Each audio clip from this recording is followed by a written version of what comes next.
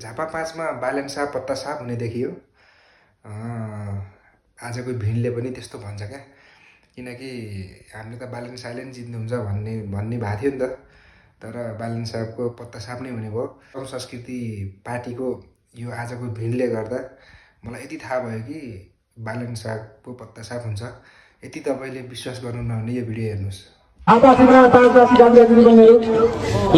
हाम्रो श्रम समस्याका वितरण भइरहेको छ।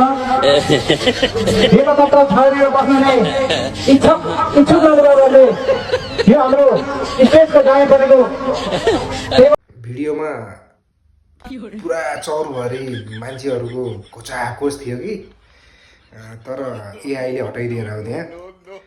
नभएको भएदेखि तपाईँहरूले पुरै देख्न सक्नुहुन्थ्यो क्या भिड। खास एआईले हटाइदियो कि।